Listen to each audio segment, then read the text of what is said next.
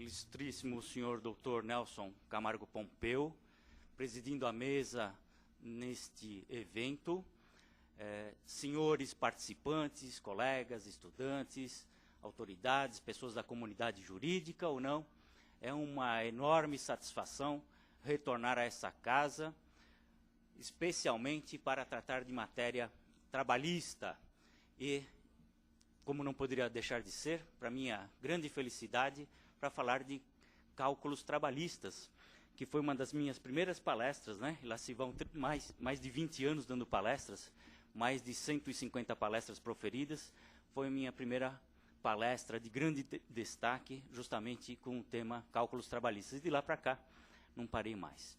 Eu gostaria de pedir vênia ao Dr. Nelson, que preside aqui a mesa, mas como eu gosto de fazer, sempre faço, quando tenho essa oportunidade, e não poderia ser diferente, gostaria de convidar a compor a mesa um colega, né? Na verdade, eu costumo convidar um aluno, mas eu vou fazer uma homenagem a um bacharel que conseguiu aprovação no exame da ordem na sua primeira oportunidade, na sua primeira tentativa. Eu vou pedir para compor a mesa aqui a doutora Sônia. Por favor, Sônia, por gentileza, venha compor a mesa conosco. E vamos fazer a nossa homenagem ao estudante, coração de estudante, né? Que não é para qualquer um, não é fácil trabalhar, estudar, se dedicar.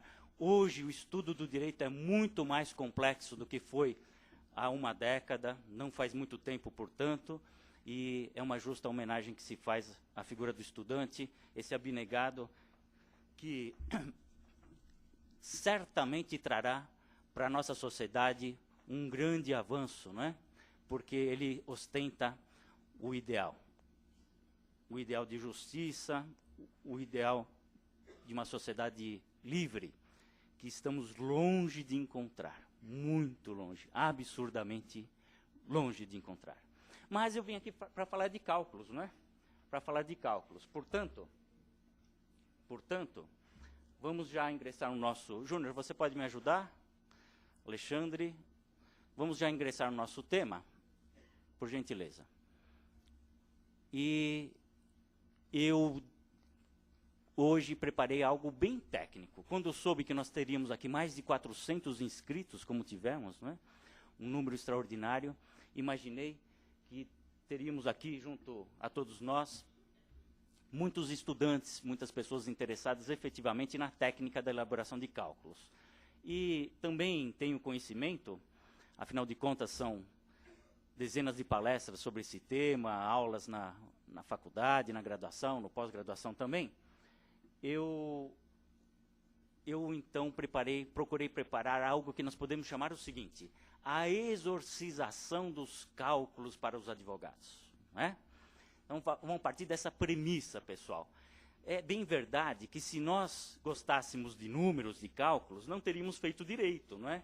É óbvio, né? Eu me incluo nesse rol. Mas também é verdade que não há assim toda essa complexidade que ao primeiro momento, à primeira vista, pode parecer, né? Não, definitivamente não é essa complexidade. Tanto que eu trouxe a minha boa e velha maquininha para provar para vocês que eu faço cálculos, efetivamente, não estou brincando, com essa maquininha em mãos, né?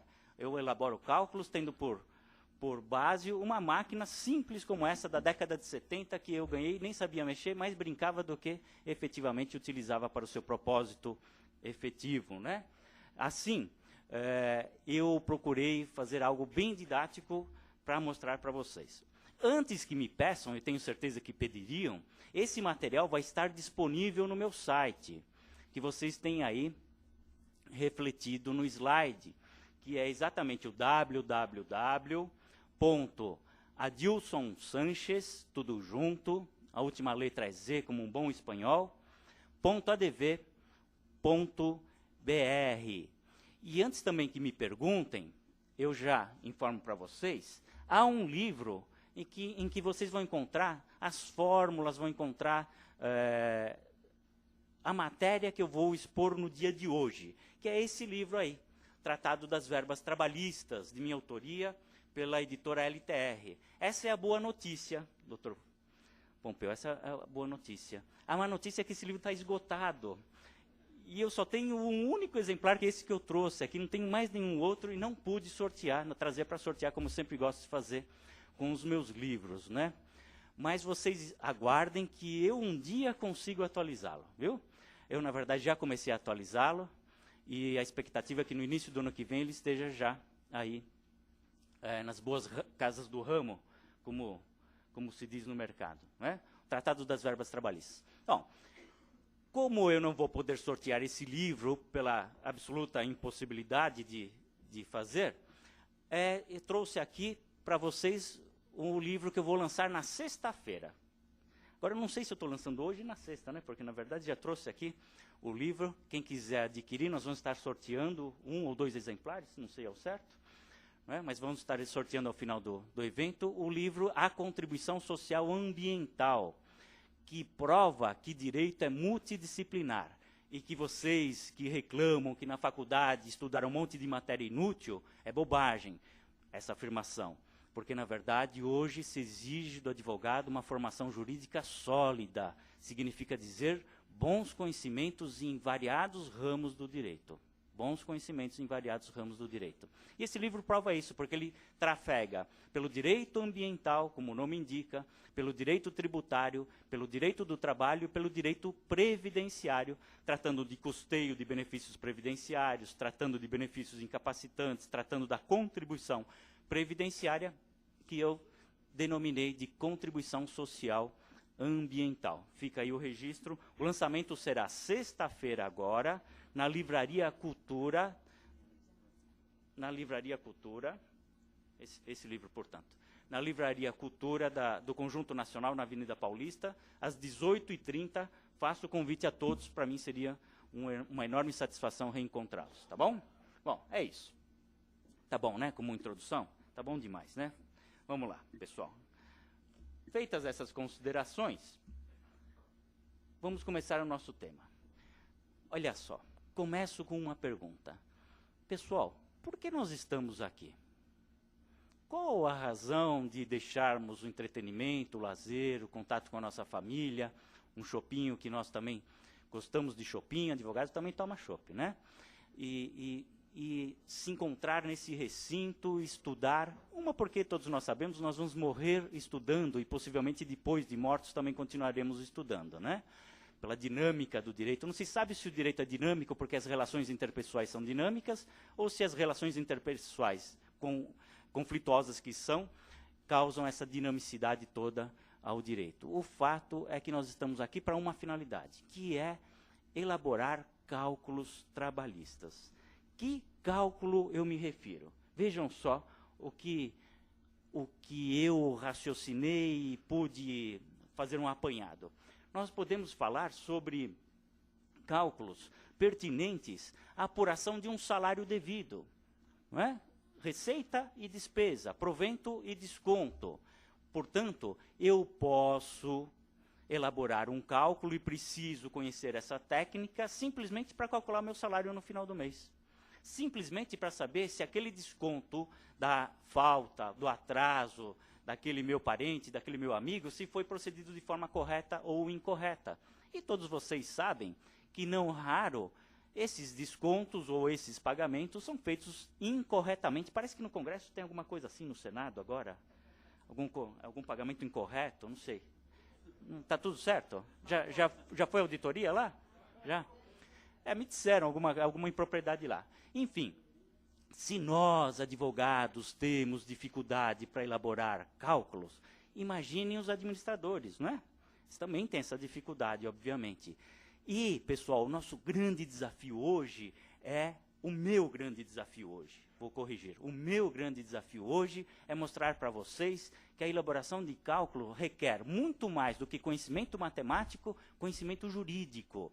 É isso que eu pretendo mostrar para vocês. E conhecimento jurídico, graças a Deus, nós, advogados, temos, não é? Porque temos formação sólida. Portanto, eu posso simplesmente querer calcular o salário. Preciso de uma técnica, um conhecimento, um critério. Posso também querer saber das verbas que se adicionam aos salários. não é? Portanto, sobre os adicionais salariais. Aí é um outro critério, um outro caminho, um outro pensar.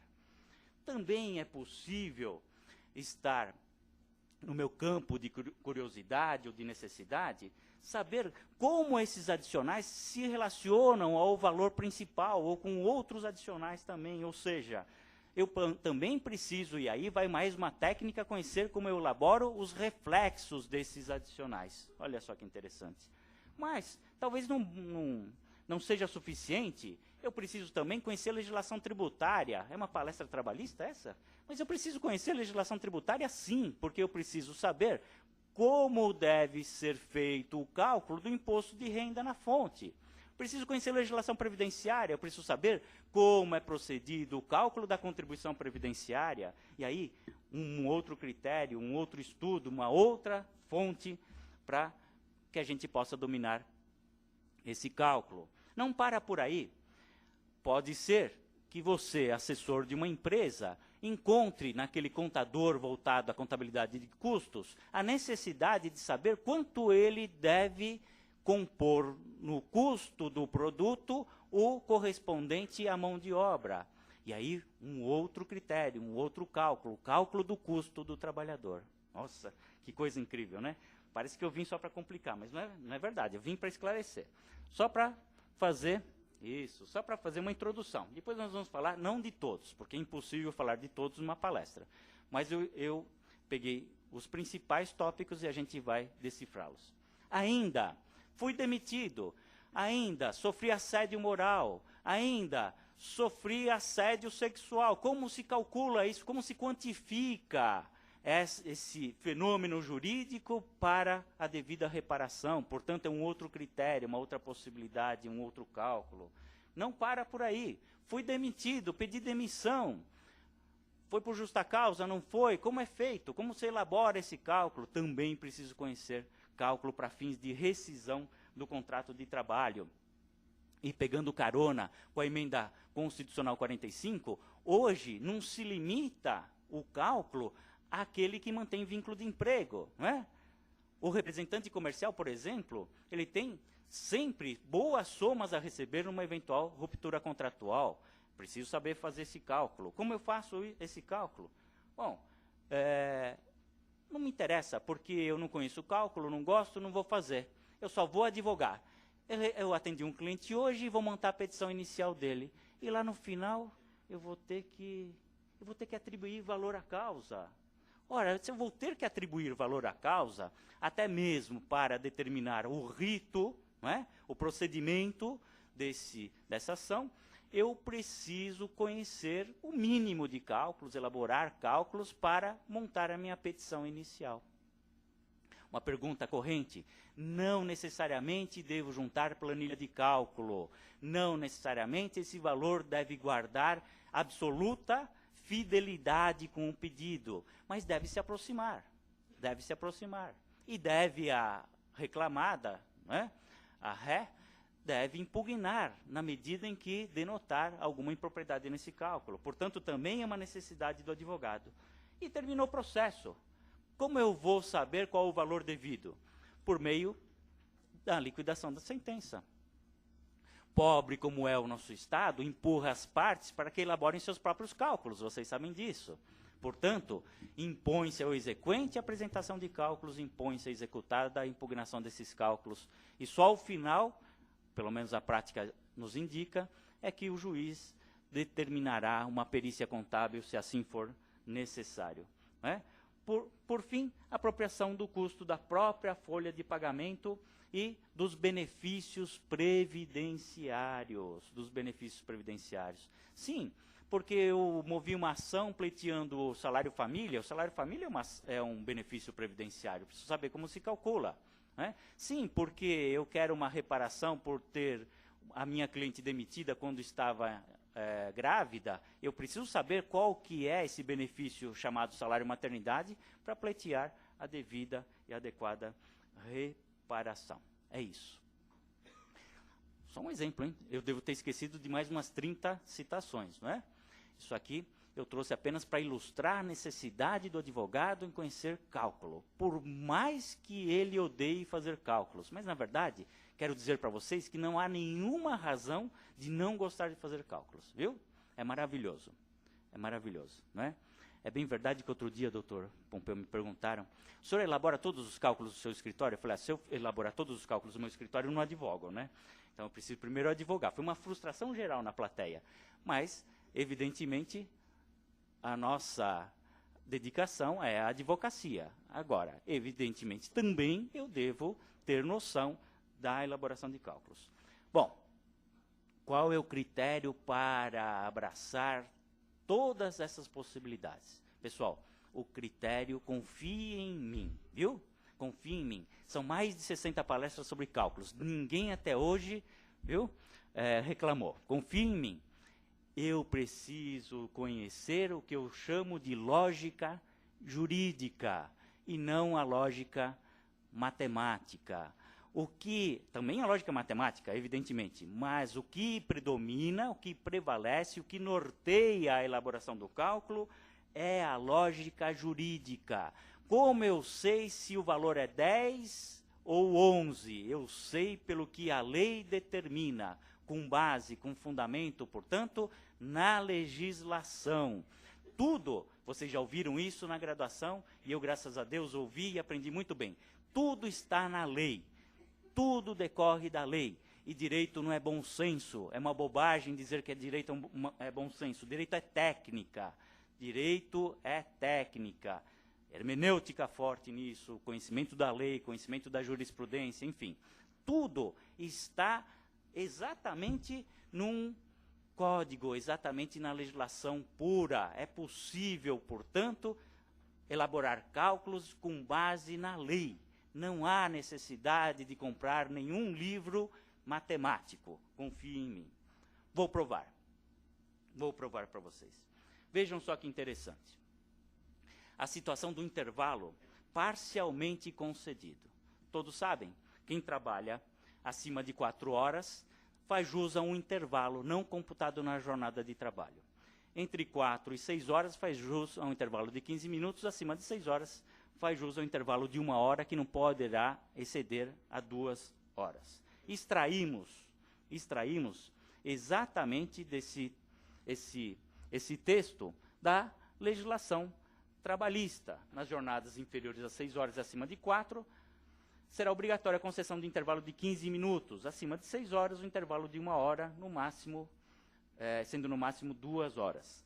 Poderá ainda haver um resíduo de 5 minutos antes ou depois, desde que não ultrapasse 10 minutos no total. É o comando do artigo 58, parágrafo 1º da CLT. Pronto, é tudo que eu necessito para elaborar cálculo de uma pessoa que teve o intervalo não concedido. Está aqui, o comando está aqui. Não preciso me socorrer aos livros da ciência exata, não é? Eu, de acordo com o conhecimento jurídico, consigo elaborar esse cálculo. E a questão, na verdade, maior, é saber o seguinte: qual é o valor desse intervalo não concedido? Bom, intervalo não concedido, que seja de 1 hora, vamos exemplificar, corresponderá a 1 hora de trabalho. Salário mês dividido por 220, ou pela jornada, se não for 220, se for inferior, encontro 1 hora de trabalho. Não há nenhuma dificuldade, aí a maquininha vai nos socorrer. Salário mês dividido por 220, 1 hora de trabalho. Esse é o valor do intervalo suprimido. Nenhuma dificuldade. Há alguma dificuldade? Não, né? Nenhuma dificuldade. Da onde eu extraio o critério? Da lei, artigo 58. Aí vem a dificuldade. Não é, doutora Sônia? E a dificuldade não é matemática. Aí vem a dificuldade. O indivíduo gozou apenas de 40 minutos do seu intervalo, que seria de 1 hora. Qual é o valor do intervalo suprimido nessa situação? Bom, 40 minutos. Eu vou calcular 40 minutos correspondentes ao salário desse indivíduo. Aí vem a dificuldade, porque não é assim que entende o TST. O TST entende que, uma vez suprimido o intervalo, esse trabalhador fará jus à paga inteira, 1 hora, portanto, no nosso exemplo. Essa é a dificuldade jurídica, de conhecimento jurídico. E não é matemático, porque matemático, como a própria ciência se incumbiu de explicitar, é exata, né? Suprimiu 40 minutos, vou pagar 40 minutos. Como encontro 40 minutos do salário? O salário dividido por 220, eu encontro o salário hora. E vou especificar aí, a partir de então, em minutos. 1 hora tem 60 minutos, vou calcular 40 minutos dessa hora. A questão que mais nos aflige é jurídica. Vejam só o que entende o TST. Eu não entendo assim não, hein? Mas é uma decisão do TST, SBDI 1, ou seja, a última decisão a respeito, que embora seja um pouco mais antiga, de 2002, eu trouxe ela à baila, justamente porque foi a primeira decisão que conhecemos a respeito. Mas hoje, se vocês fizerem uma pesquisa, vão encontrar muitas decisões nesse sentido bem atuais do TST. O intervalo entre a jornada concedido a menor, 40 minutos em jornada de 8 horas, é o caso concreto, gera o direito para o empregado à remuneração como extra da hora integral. Trata-se de norma de natureza tutelar, objetivando preservar a saúde e a segurança do trabalhador. Isso é que ninguém entende, o contador não vai entender, o engenheiro não vai entender, o economista não vai entender, mas nós, advogados, vamos entender. Preocupou-se a Corte Trabalhista, a mais alta corte, com a rigidez física do trabalhador. Tentou inibir ao mau empregador que usurpasse, que não permitisse ao trabalhador utilizar da sua hora de intervalo. Portanto, ele foi rigoroso. Não concedeu integralmente e vai pagar a hora cheia. 1 hora, portanto. Não é? É o que determina aí essa decisão. Tá bom? Vamos em frente. Ainda nessa ótica, eu estou tentando demonstrar para vocês que a maior dificuldade não é exatamente a ciência matemática, e sim a ciência jurídica. Mas essa nós dominamos, que é uma boa notícia. Não é? Um outro exemplo, em que deve predominar a lógica jurídica, em detrimento da lógica matemática, se é que ela se impõe de alguma forma. Vou fazer a média de um adicional. Faço média física ou média de valor? Ou seja, faço média de horas prestadas ou média de horas recebidas? Né? Essa é a grande discussão. Temos a solução. Aonde? Na jurisprudência. Súmula 291 do TST. A nossa maior dificuldade é justamente identificar na legislação, e eu vou dizer aqui no arcabouço jurídico, qual o critério a ser utilizado, porque o cálculo é de todo simples. A súmula 291 do TST determina: o cálculo da indenização observará a média das horas suplementares nos 12 últimos meses, multiplicada pelo valor da hora extra do dia da supressão. Pronto, definiu-se o critério. Qual é? Eu sempre, se possível, nem sempre será, utilizo a média física. Em matéria de cálculos trabalhistas, a média física se impõe, porque vai exprimir o valor mais atualizado, o melhor valor, o valor maior, o valor que definitivamente deve representar aquela integração, como é o caso do exemplo aqui trazido para os colegas. Portanto, média física. Assim, se eu recebi horas extras no período aquisitivo de férias, de R$10, R$15, R$18, R$20, como eu faço a média? Não vou fazer a média pelos valores recebidos. Farei pelas horas prestadas. Não me interessa se recebeu R$10, me interessa quantas horas fez. Vou somar essas horas, fazer uma média duodecimal, média do período aquisitivo, e multiplicar por essa média física o valor do salário hora último da data de pagamento, como forma mais próxima ou mais correta ou de alcançar o valor exato.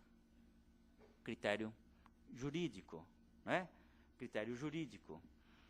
Bom, mas Adilson, não é possível fazer uma média física para quem recebe comissão, porque a comissão não se quantifica em quantidade de horas, não se quantifica em horas, não se quantifica em serviço, e sim em valores. Ele recebe um percentual ou recebe de acordo com uma meta estipulada. Como eu faço? Vejam só, a solução é também jurídica.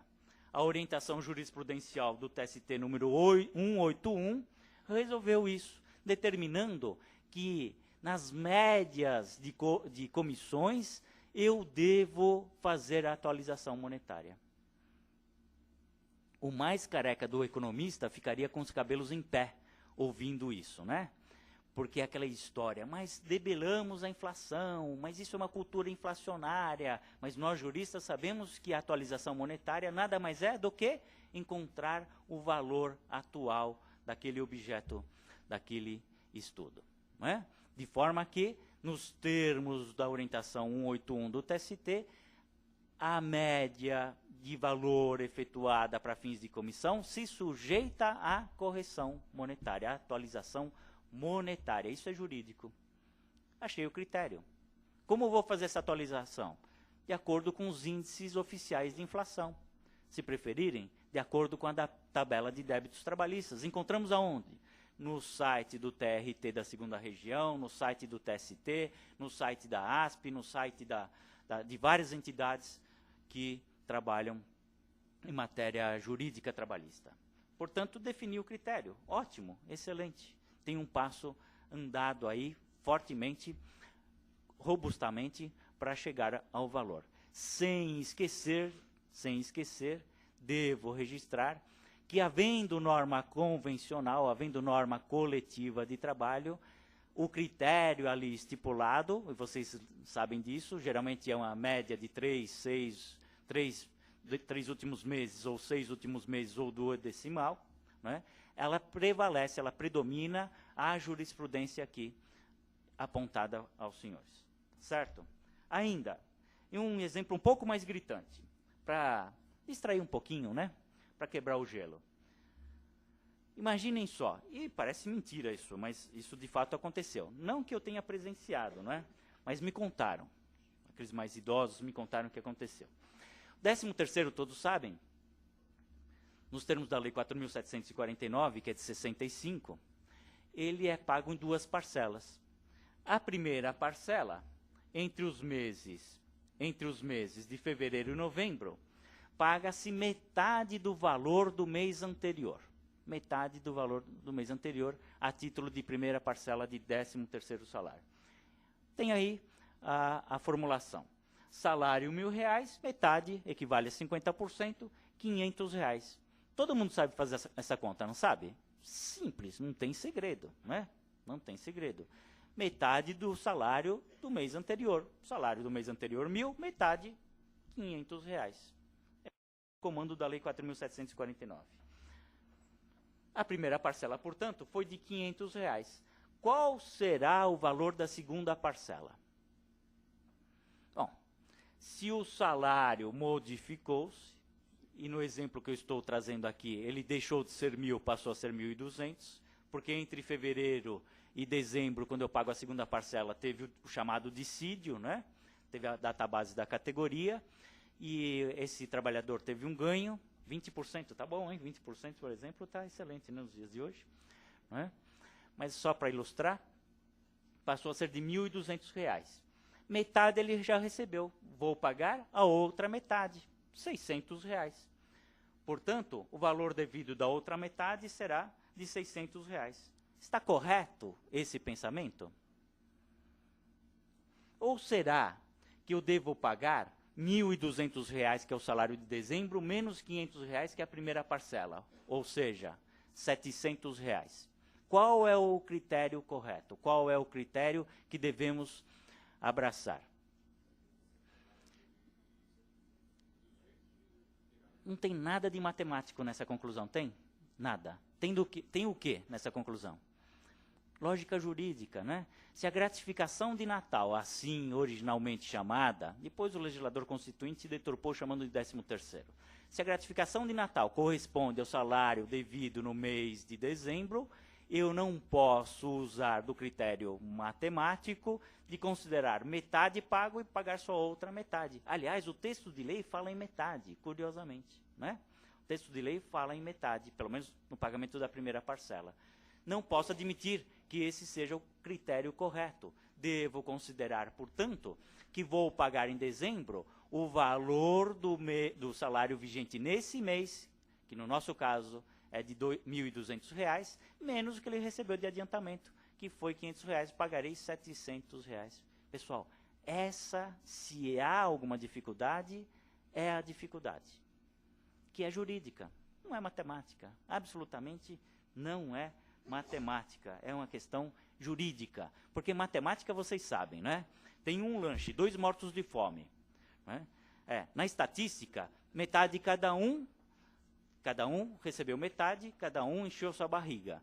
Mas na prática pode ser diferente. O mais forte pegou o lanche todo e comeu. Só que, na média, cada um comeu metade, né? Um vai morrer de fome, mas para a literatura, cada um comeu metade. Não é exatamente isso que se impõe, tá bom? Portanto, espero ter provado, espero ter passado por esse desafio para mostrar para vocês que a maior dificuldade é da lógica, do conhecimento da lógica jurídica, conhecimento jurídico e não matemático. Ficaram mais calmos? Estão mais relaxados? Né? Foi um grande passo para a humanidade. Não preciso de livro matemático para fazer cálculo trabalhista. Eu preciso de conhecimento jurídico. E esse conhecimento nós temos, graças a Deus. Né? Esse conhecimento nós temos, com certeza. Tá bom? Primeiro passo dado, segundo passo. Segundo passo, já estou convencido que eu vou extrair da lei, da jurisprudência, da literatura jurídica, vou extrair qual o critério. E uma vez revelado esse critério, o cálculo será simples. Segundo passo que se impõe, conforme a verba, eu terei um evento, eu terei uma consequência. Portanto, impõe-se saber qual a natureza daquela verba objeto de estudo. Conforme a natureza, terei um cálculo diferenciado, terei uma repercussão. Assim, podemos classificar, sendo a verba trabalhista de natureza remuneratória. Artigo 457 e 458 da CLT. Exemplo, o próprio salário. Salário e remuneração é a mesma coisa? Não, remuneração é gênero, salário é espécie, remuneração compreende a paga direta e indireta. Aquilo que sai do bolso do empregador e aquilo que sai do bolso do tomador de serviço, como é o caso da gorjeta. Né? Salário é espécie, é o que sai do bolso do empregador. Corresponde à contraprestação pelos serviços executados. Portanto, o contrato de trabalho oneroso é sinalagmático. Essa é a natureza do contrato que todos nós estudamos. Portanto, tudo aquilo que for devido pelo serviço prestado, que aliviar o orçamento doméstico do trabalhador, terá natureza salarial, ou se preferirem, remuneratória. E daí? E daí que vai gerar reflexos. Vai ser base de incidência dos encargos sociais, vai inclusive exigir cálculo específico, porque será uma paga não de natureza única, mas repetida no tempo, repetida ao longo do contrato de trabalho. Primeira definição. Não sendo de natureza remuneratória, o que será? Considero que será de natureza indenizatória. Indene, sem dano, já encontramos na língua pátria, não é? Como a indenização adicional, paga única, uma paga única. Demitiu o empregado nos 30 dias que antecede a data base, Lei 6.708, 7.284, é devida à indenização adicional, um salário. Um salário, diz a lei, um salário. Qual é o cálculo? Um salário. Qual o salário dele? X, é esse salário. Qual a dificuldade matemática? Nenhuma. Qual a dificuldade jurídica? Conheci a lei, 6.708, 7.284. Qual é o valor? Um salário, a lei diz. Qual a dificuldade jurídica? Um salário nominal ou um salário com as horas extras? Um salário registrado em carteira ou com um salário também pelo que ele recebia por fora? A complexidade, se há, portanto, é jurídica, não é matemática. Né? Vamos lá. Não sendo de natureza indenizatória, poderá ser de natureza cominatória, correspondente a uma sanção, se preferirem uma multa. E aí encontro como exemplo a multa por mora. Determina a CLT que o empregado demitido terá que receber ou no primeiro dia útil ou em 10 dias, conforme a situação. Não recebendo nesse prazo, fará jus a uma multa de um salário. Qual a dificuldade matemática? Nenhuma. Um salário. Qual é o salário do indivíduo? É X. X é o valor da multa. O critério é jurídico, está exposto na lei. Basta conhecer a legislação. Não há nenhuma dificuldade matemática para chegar ao valor. Natureza combinatória, portanto, impõe o conceito de sanção. Poderá ainda ser assistencial. Assistencial. Como é o caso do Vale Transporte. Como eu calculo o Vale Transporte? Está na lei. Tem segredo nenhum. Não é? O empregador arcará com o valor até 6% do salário do empregado. Difícil de definir que salário é esse. É salário com os adicionais? Esse valor do Vale Transporte é de ônibus especial, ou só intermunicipal, ou regular, enfim.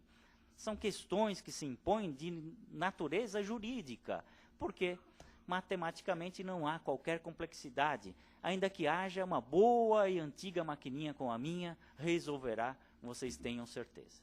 Né? Por fim, nós temos o que eu estou chamando de diversos, poderia chamar de NDA, poderia chamar de outro nome, que são aqueles que não se enquadram nas situações anteriores, como é o caso da participação em lucros, que é a primeira imunidade trabalhista, né? Porque é a Constituição que diz que a participação em lucros não constitui remuneração. É, portanto, uma imunidade, não é uma isenção. Não é isso? Fazer um parâmetro aí com o direito tributário.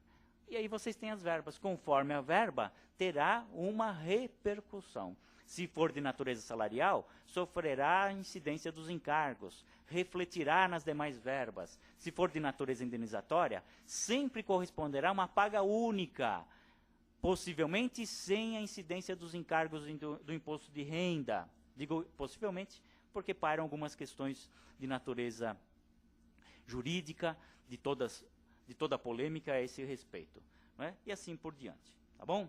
Agora, vou dizer para vocês, a supressão do intervalo concedido, que deveria ser concedido ao trabalhador, que natureza tem? A paga desse intervalo suprimido, qual é a natureza? Qual é a importância de saber isso? Fantástico, né? Maravilhoso, não é, doutora Sônia? Porque a questão não é matemática, nós estamos aqui numa palestra de cálculos trabalhistas, eu estou trazendo para vocês questões jurídicas, porque eu não vou conseguir quantificar sem saber o critério eu encontro na lei. O TST entende, o TST entende que o intervalo suprimido tem natureza salarial, o que eu não posso concordar, mas como um advogado bem educado, né? A gente costuma prestigiar a jurisprudência do TST, não é verdade, doutor Pompeu? O STF não gosta muito de prestigiar, né? Mas nós, advogados, costumamos prestigiar a jurisprudência do TST. Conforme o disposto no artigo 71, parágrafo 4º da CLT, a natureza da contraprestação pela sonegação do intervalo entre a jornada possui natureza salarial, é salarial, equiparando-se às horas extras propriamente ditas. Olha, deu nome de hora extra isso. Como pode ser hora extra se não há elastecimento da jornada, né? Mas deu nome de hora extra. Portanto, ensejando o pagamento de reflexos. Ora, defini o critério. O intervalo suprimido deve ser pago pela hora cheia, não importa se só foi de 59 minutos, num caso de 1 hora, né? E sujeitará à existência de reflexos. Definiu o critério. A questão matemática é de menor valor. Quanto equivale 1 hora no salário? Salário dividido por 220 tem 1 hora. Se vai ensejar reflexos, essa 1 hora deve compor uma média, que nós vamos ver em seguida, para refletir nas demais verbas. Portanto, pergunto para vocês, qual a importância dessa classificação? Remuneratória, indenizatória, combinatória, prestacional, ou nenhuma das respostas anteriores? Qual a importância? Por quê? Por que estudamos isso? Não é? Por que estudamos a natureza das verbas trabalhistas? Porque precisamos ajustar a folha de pagamento fielmente. Quem paga mal, paga 2 vezes. E tenho certeza que todos aqui já aconselharam um cliente dizendo, se você pagar aquela hora extra por fora como gratificação, se ele reclamar e provar que prestou serviços extraordinários, ele vai receber, entre aspas, de novo. Não tem choro nem vela. Você pagou como gratificação, problema seu. Né? Ajustar a folha fielmente. Que mais? Determinar a incidência da contribuição previdenciária e do fundo de garantia do... Caiu um exame da ordem, do tempo de serviço. Por quê? Porque a base de cálculo da contribuição previdenciária é a remuneração. Ah, de onde você sabe disso? Da lei. A lei 8.212 de 91. Está lá, está na lei. A base de cálculo é a remuneração. Se for de natureza remuneratória, incidirá a contribuição previdenciária. E o fundo de garantia? Por que incide o fundo de garantia? Porque está na lei, na 8.036. Se for de natureza remuneratória, incide fundo de garantia. Não é? Como se faz essa incidência? Nós vamos ver em seguida. E o imposto de renda também. Não é? O imposto de renda tem suporte na Lei 7.713, se preferirem, no regulamento do imposto de renda, o famoso RIR, que não faz ninguém rir. Para que mais? Para determinar a necessidade de refletir ou a possibilidade de suprimir o pagamento de determinada verba.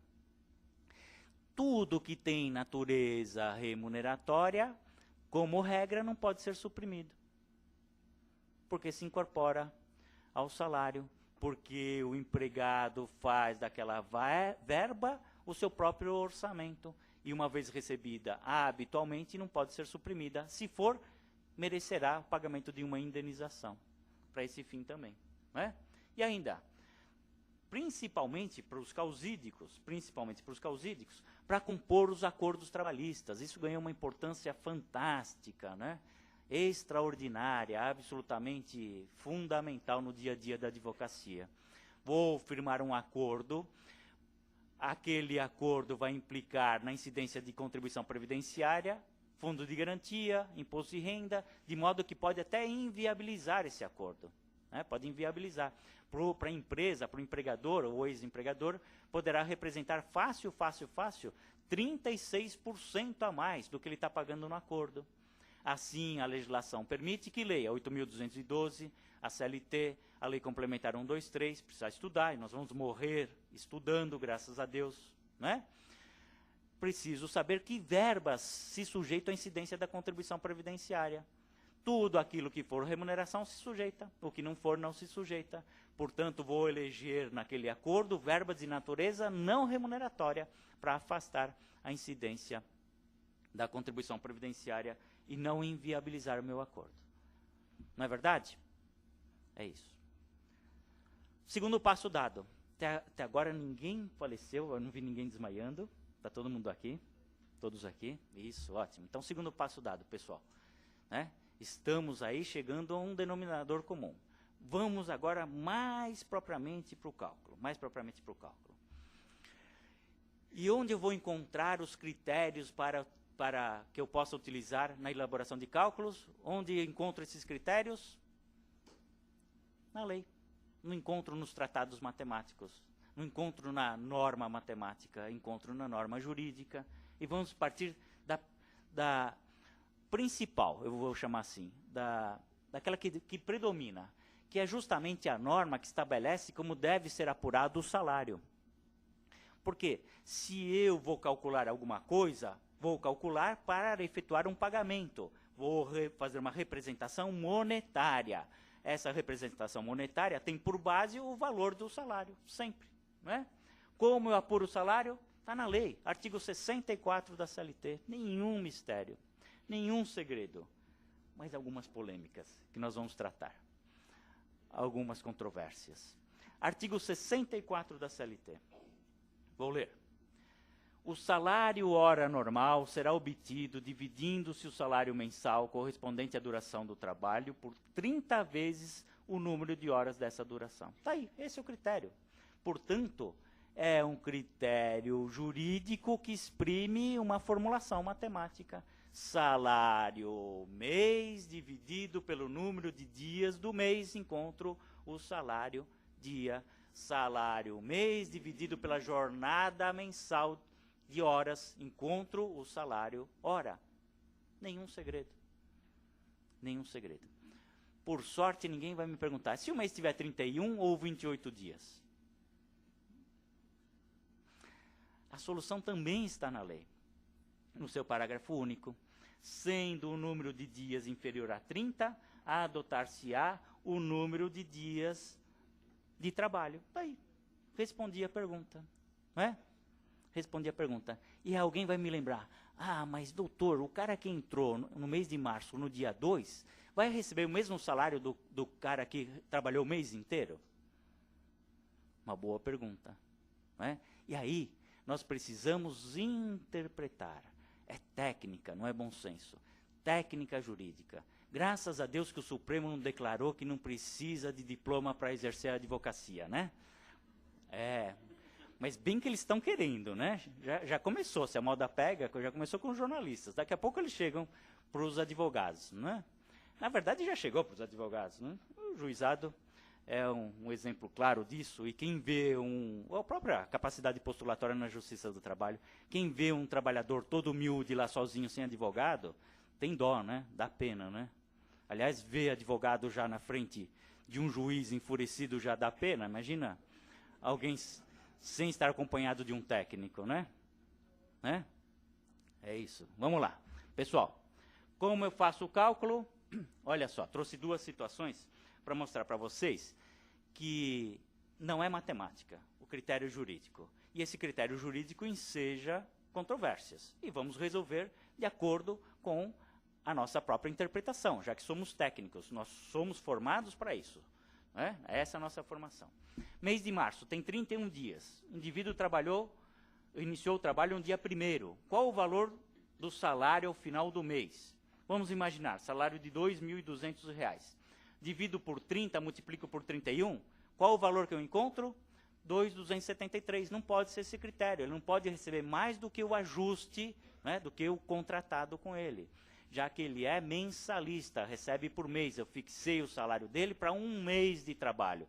Não importa se o mês tenha 28, 30 ou 31 dias. Portanto, não paira a dúvida que ele receberá 2.200. Não pode receber mais do que isso. Ainda que alguém diga, mas o cara que entrou no dia 2 de março vai receber o mesmo valor. Não importa, ele é mensalista também, vai receber o mesmo valor. Né? 2.200 dividido por 30, multiplico por 30. 2.200 é que ele vai receber. Os dois vão receber o mesmo valor, ainda que um venha trabalhar um dia a mais. Essa é a minha visão. Essa é a minha interpretação. E para descontar, qual o valor de um dia, se um desses dois indivíduos faltarem? Como eu faço para descontar esse dia? Uso o comando do artigo 64, divido por 30. Se o mês tiver menos de 30, divido pelo número de dias do mês. Se o mês tiver mais do que 30, divido por 30. Uso o comando do artigo 64. O legislador definiu isso para mim, ainda que não represente a melhor lógica matemática. Não me importa, a questão é jurídica. Né? A questão do salário justo. Meu salário nunca é justo. R$1 milhão. Não é justo, eu tenho muitas despesas. Né? A questão do salário justo, ele nunca será justo. Mas não é uma questão jurídica. Aqui é a mesma forma. Resolvemos com a questão jurídica. Artigo 64 da CLT. Ainda que eu tenha que adotar critérios diferenciados para situações diferenciadas. Por exemplo, nas férias, eu não posso dividir o salário pelo número de dias fixo, pelo número fixo, 30. tenho que dividir pelo número de dias do mês. Se eu saio num determinado mês e retorno no outro mês. Senão, eu vou receber um salário maior num desses 2 meses. Assim, se eu saio de férias no meio do mês de fevereiro, vou calcular as férias dividido por 28 o salário de fevereiro. Retorno no meio do mês de março, vou dividir o salário pelo número de dias de março, 31, e multiplicar pelo número de dias de férias. Somando o que eu fiz em fevereiro com o que eu fiz em março, vai dar o salário nominal. Os 2.200 no nosso exemplo. Qualquer critério diferenciado dá uma distorção. Aí, no caso das férias, não vale invocar o artigo 64 da CLT. Essa é a dificuldade, pessoal. A dificuldade é jurídica, ela não é matemática. Definitivamente não. Né? A questão é jurídica, não é matemática. Bom, continuando. Falando sobre jornada de trabalho. A lei determina, propriamente a Constituição, que a jornada não será superior a 8 horas diárias, não mais do que 44 na semana. Assim, o empregado pode trabalhar até 8 horas no dia, e não falo em horas extras, desde que, ao final da semana, não trabalhe mais do que 44 horas, excluído o sistema de compensação que os administradores garbosamente deram o nome de banco de horas, que, no fundo, é a velha e boa compensação do artigo 59 da CLT. Não é?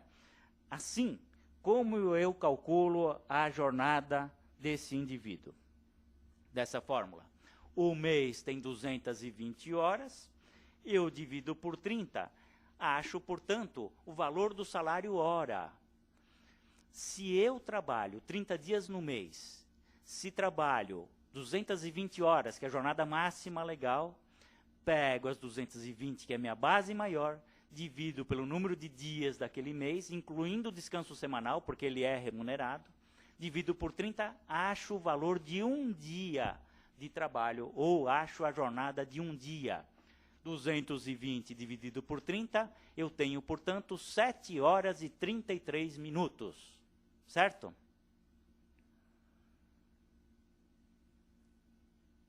Se fizer na maquininha, dá 7,33. Deixa eu ver aqui. Deixa eu me certificar.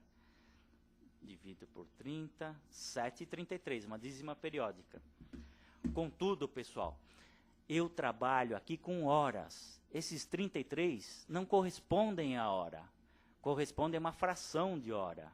O resultado, eu não encontro completo se considerar a fração. Né? A totalidade das horas é a primeira casa, é o número 7. O resto é fração, fração de hora. 33, como o próprio número indica, é 1/3 de uma hora. Não tenho aqui 7 horas e 33 minutos, eu tenho 7 horas e 1/3 de hora. 100 é a premissa maior, 33 é a menor. 33 de 100, 1/3. Tenho, portanto, uma jornada de 7 horas e 20 minutos. Se a hora é de 60 minutos, 1/3 é de 20 minutos. A jornada é de 7 horas e 20 minutos. Vamos tirar a prova? 220 horas é a jornada mensal. 7 vezes 30, eu tenho 210 horas. 220 menos 210, restam 10 horas. Vou passar a calcular os minutos. Vezes, cada hora tem 60 minutos, vezes 60, 600 minutos. Divido novamente pelo número de dias do mês, 30, acho 20 minutos. Olha lá, tirei a prova. 7 horas e 20 minutos. Tudo isso para desaguar na seguinte afirmação. Vocês, quando fizerem cálculos, não podem esquecer que fração de hora não é o minuto. Você não vai achar no seu cálculo o minuto, vai achar a fração de hora quando trabalharem com horas. Quando trabalharem com minutos, vão achar a fração de minutos, segundos. E assim por diante. Não se esqueçam disso. Partindo dessa premissa, aí sim, matemática, pura ciência exata, né? Vocês vão fazer o cálculo com muita facilidade, sem nenhum temor. Concordam comigo? Plenamente? Que bom, é bom ouvir isso. A questão polêmica é jurídica, qual seja, e se eu não trabalho 220 horas por mês, trabalho só 210, trabalho só 200. Eu divido o salário por quantas horas?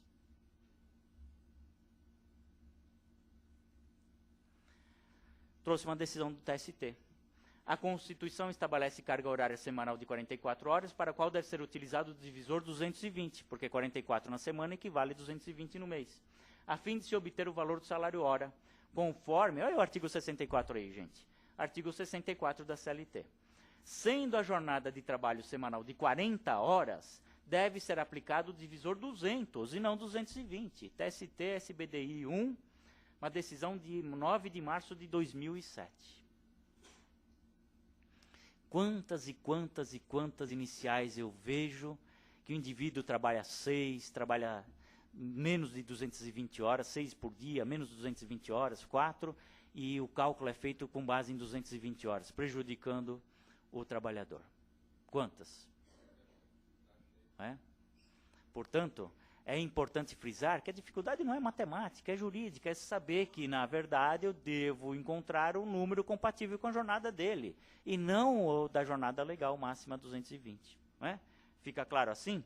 Portanto, pessoal, vamos demonstrar esse cálculo. 3.000, supostamente, o salário, jornada de 220, pego a base, 3.000 dividido por 220, jornada mensal. Acho 13,63. O que eu encontrei? Encontrei o salário hora, 13,63. Quanto ele ganha por uma hora de trabalho. A hora extra está na lei. Corresponde a 50% da hora normal. Se eu multiplicar esse salário hora por 1,5, o inteiro, o principal, mais o adicional 50%, eu já encontro o salário hora extra. O salário hora, 13,63, mais o adicional de 50%. A soma dos dois corresponde a 20,45. Poderia fazer duas operações. 13,63 vezes 50%, mais esse 50% dá 20,45. Não há necessidade, eu uso um índice, 1,5. 1 é o inteiro, equivale à hora normal, e 5 é o percentual, é 50%, equivale à hora extra. 1,5 eu já acho o salário hora extra. Se esse indivíduo supostamente fez 10 horas extras no mês, multiplico pelo número dessas horas do mês. 10 vezes 20,45, ele vai receber de horas extras ao final do mês R$ 204,50. Diga alguém aqui se teria alguma dificuldade de fazer esse cálculo. Absolutamente nenhuma. É da nossa matemática, da maquininha da década de 70. Lá da nossa querida professora Shirley, do São Miguel Arcanjo. Nenhuma dificuldade. Nenhuma. Absolutamente nenhuma. Eu preciso conhecer a lei. Bom, Adilson, encontrou a hora, encontrou o salário hora. Ótimo. Mas agora eu vou dificultar. Quero ver você fazer os reflexos. Agora o burro vai beber água, é isso? Como eu faço os reflexos? Bom, preciso conhecer a base, o critério. O critério não é matemático, é jurídico. Absolutamente. Onde encontro esse critério? Na súmula 291 do TST. A supressão pelo empregador de serviço suplementar prestado com habitualidade, durante pelo menos um ano, assegura ao empregado o direito à indenização correspondente ao valor de um mês das horas suprimidas para cada ano ou fração igual ou superior a 6 meses. Continuando a leitura da súmula, o cálculo da indenização observará a média das horas suplementares nos últimos 12 meses. Olha, aí ele deu o critério. Vou apurar essa média nos 12 últimos meses, multiplicada pelo valor da hora extra do dia da supressão. Lembra-se que eu falei para vocês da média física? Olha ela aqui, encontramos ela aqui. Eu faço média física e não média de valores. Quantidade de horas prestadas e não valores recebidos. Feita a média física, que será duodecimal, 12 meses, portanto, eu aplico o valor da hora extra da data da supressão. A indenização correspondente ao valor de um mês das horas suprimidas para cada ano ou fração igual ou superior a 6 meses. Comando jurídico, comando legal. Tá aí, é isso que eu devo observar. Né?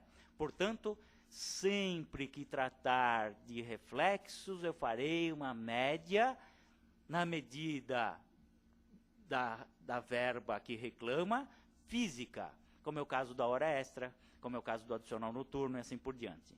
Se a verba não permitir, eu faço uma média de valor, como é o caso da comissão, do prêmio pago em dinheiro, né? Média de valor. E aí vou utilizar, na média de valor, a atualização monetária. Na média física, a multiplicação pelo último salário, pelo último valor correspondente àquela verba.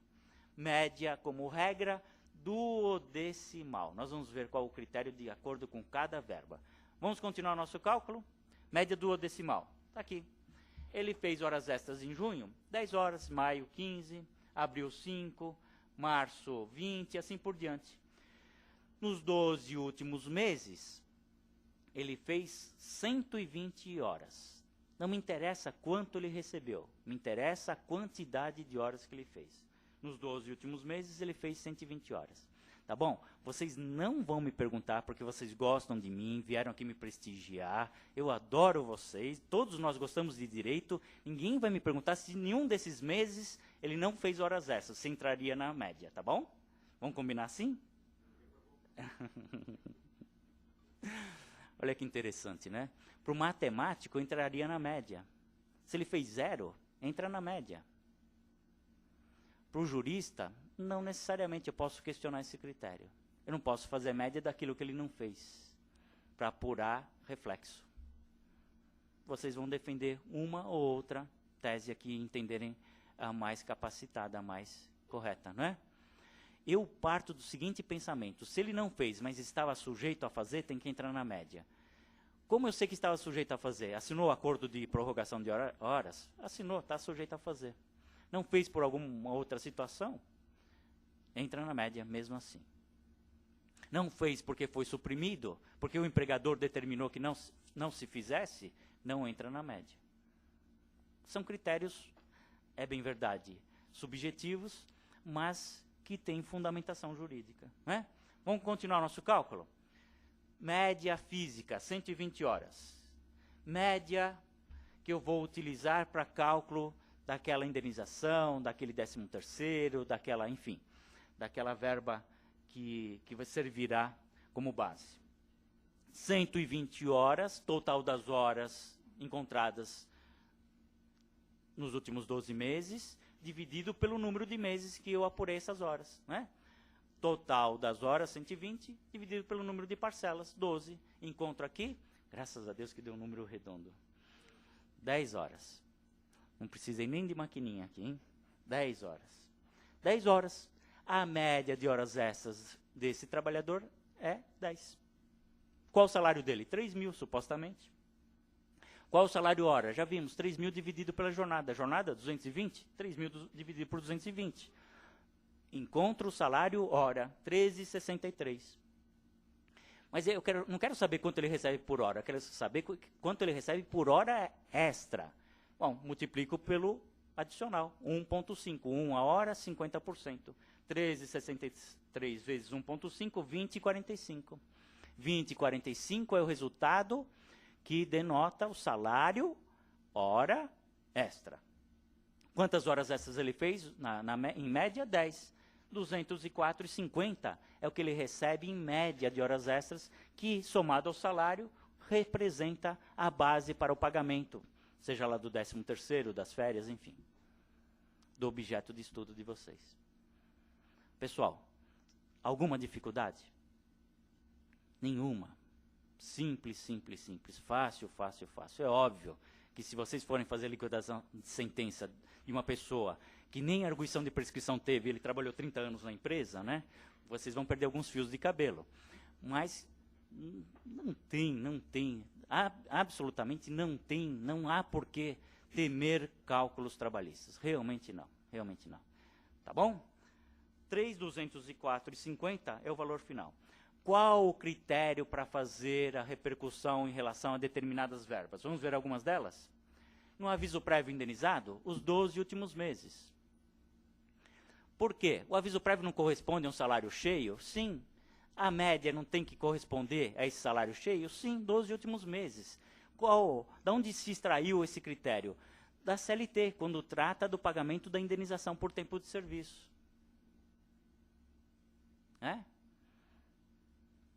Do 13º, o ano civil.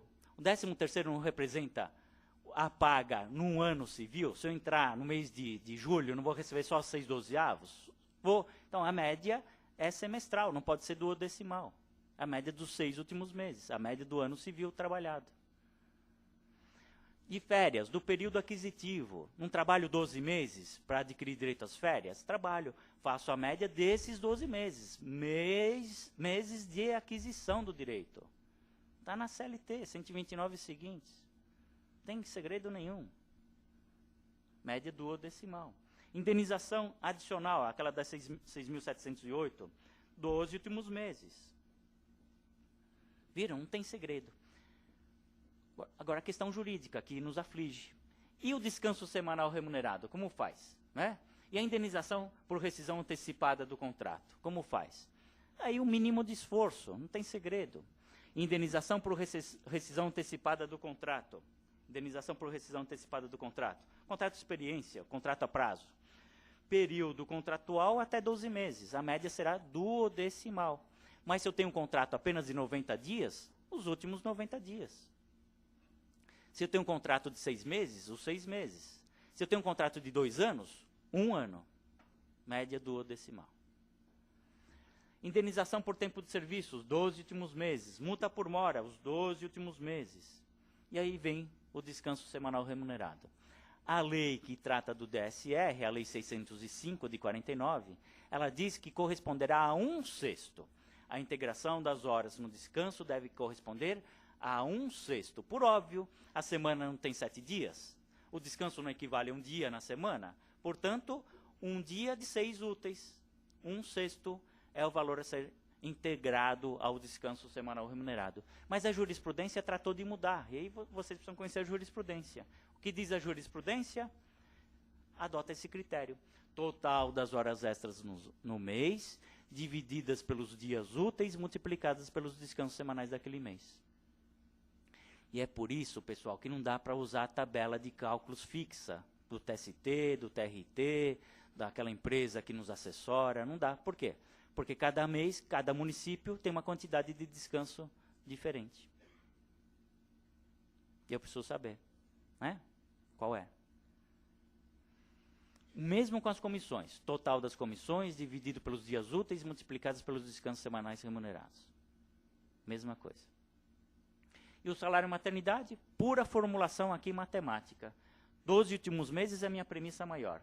Divido por 30, porque o salário maternidade corresponde a 30 dias, corresponde a 1 mês de trabalho. E multiplico pelos dias de licença, que pode ser 120 dias, pode ser menos, pode ser mais, pode haver prorrogação de 15 dias, multiplico pelo número de dias de licença. Acho exatamente o valor a ser integrado do salário maternidade. Tendo isso em mãos, não há razão de reclamar que vocês escolheram direito e não matemática, né? Não tem. O bom advogado trabalhista domina essa técnica. O bom advogado trabalhista domina essa técnica. Posso continuar? Vamos lá, mais um pouquinho? Estão cansados? Mais ou menos? Mais um pouquinho, para a gente finalizar. Vou terminar com uma petição inicial. Vamos lá. Questão polêmica da habitualidade. A súmula 291 diz que eu só faço esse reflexo se a verba paga for de forma habitual. O que é habitualidade? Segundo a súmula 291, é o que ocorre por pelo menos um ano. O que ocorre por pelo menos um ano. Imaginem só, eu trabalhei durante todo o meu contrato de experiência em prorrogação, em regime de prorrogação. Trabalhei apenas 90 dias. Equivale a um ano? Não. Se seguir literalmente a súmula 291, essas horas prestadas durante a experiência não refletirão nas verbas rescisórias. Porque não fiz por pelo menos um ano. Imaginem os senhores, uma pessoa trabalhou na empresa 20 anos e só nos últimos 13 meses ela prorrogou a jornada. Essa pessoa terá direito a refletir essas horas extras nas verbas rescisórias? Sim, né? Mais de um ano, sim. Mas ela fez da jornada, da contratualidade dela toda, de todo o tempo de serviço dela, ela só fez ela só fez cerca de 5% desse tempo de horas extras. O outro, que trabalhou durante toda a experiência, fez 100% do contrato. O que é mais habitual, 5% ou 100%? 100%. Por isso que quando o judiciário resolve legislar, só sai terror, né?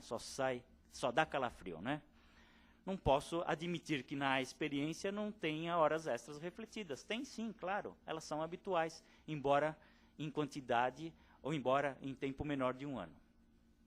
São habituais. Vou fazer o reflexo do 13º, das férias, na rescisão, né? Vou fazer o reflexo. Qual o critério? Os últimos 3 meses. Não será mais o duodecimal, será o que de fato eu tive na contratualidade. Ficou claro? Isso não tem nada a ver com matemática, um pouquinho, né? Que eu estou exagerando. Mas vale o discurso, né? Vale um pouquinho o discurso. É claro que tem a ver com matemática, mas o critério, a base é jurídica, né? A base é jurídica. Bom, e o fundo de garantia? Como eu faço esse cálculo? Vamos lá. A gente sofre um pouquinho com os peritos, né? Porque eles têm uma fórmula muito particular de fazer esse cálculo, e eu vou procurar demonstrar para vocês. Recapitulando. Salário 3.000, jornada 220, divido um pelo outro, 13,63 é o salário hora. Vezes 1,5 fez horas extras, salário hora extra, 20,45. Mesmo exemplo. Quantas horas extras ele fez no mês? Supostamente 15. 20,45 vezes 15 horas, 306,75. 306,75 é o valor da hora extra. É claro, aqui tem o reflexo no descanso semanal, pode ter alguma outra verba, etc. Apenas para o nosso estudo. 306,75 mais 3.000, o salário final dele, salário nominal e horas extras, a remuneração, se preferirem, final, é de 3.306,75. Como eu calculo o fundo de garantia? Vou ver lá na lei, a 8.036. Qual é a base de cálculo do fundo de garantia? É a remuneração. Qual é a alíquota? 8%. Né? Esse é o critério. Está estabelecido em lei.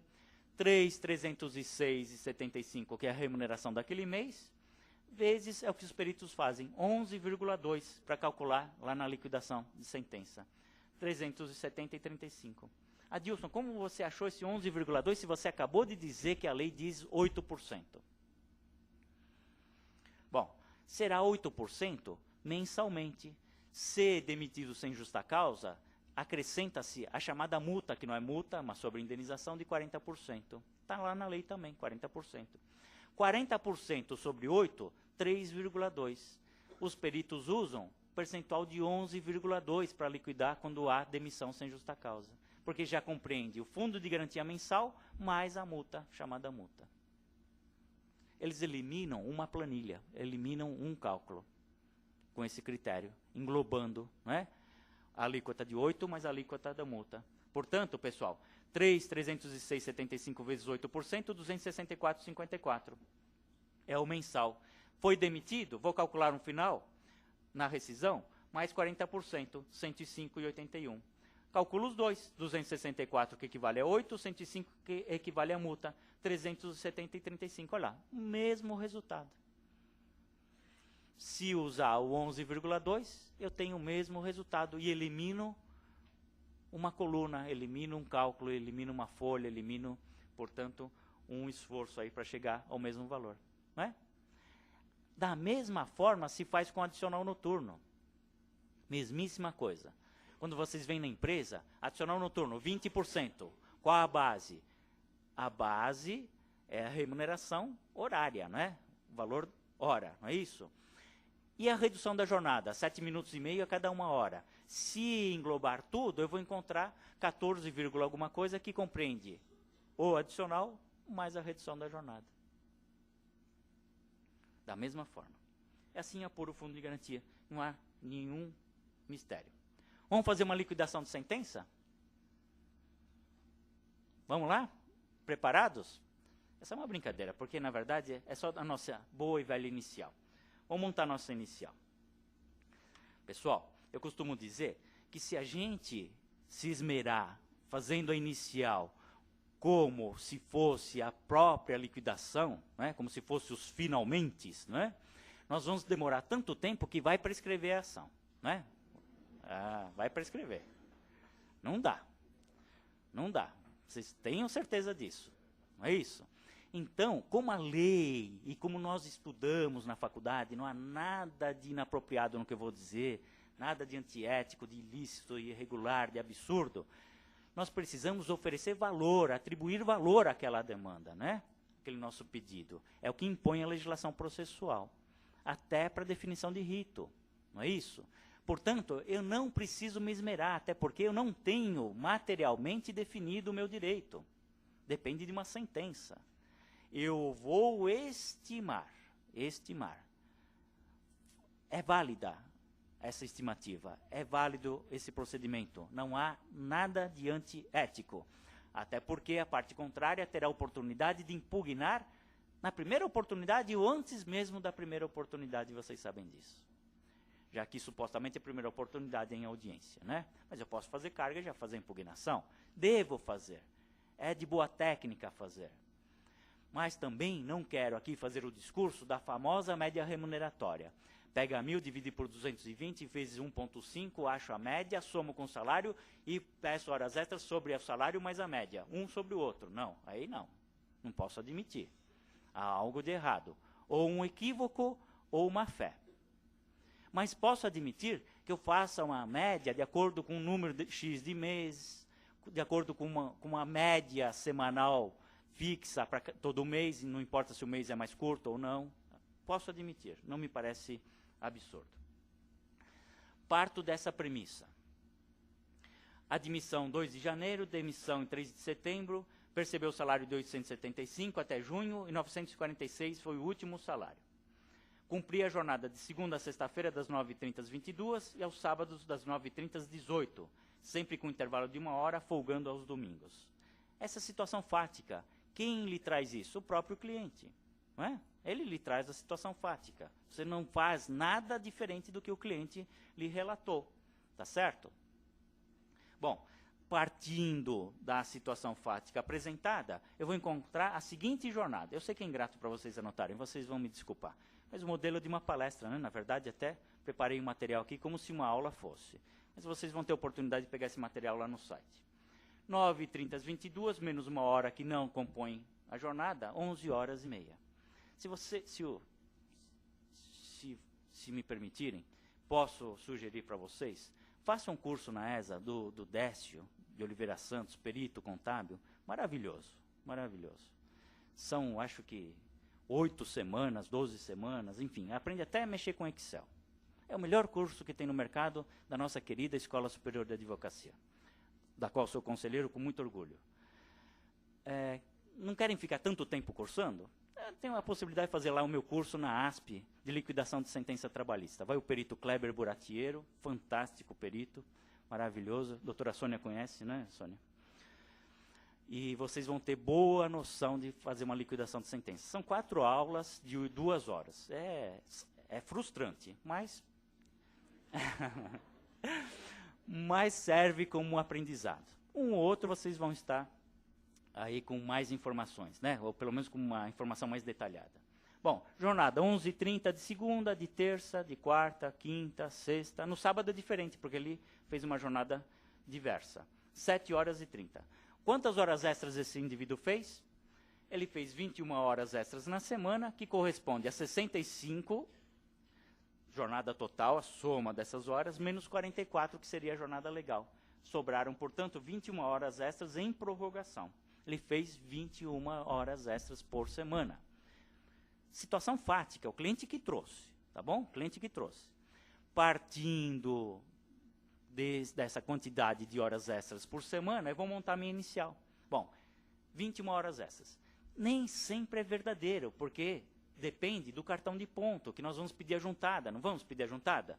Nos termos do 359, sob as penas do 399? Vamos, né? Vamos pedir a juntada. Aí vai se apurar lá na liquidação, dia a dia, de acordo com o cartão de ponto. Eu só estou me antecipando para oferecer um valor à causa, para atribuir valor, porque a lei exige que eu atribua valor, porque eu preciso definir o rito.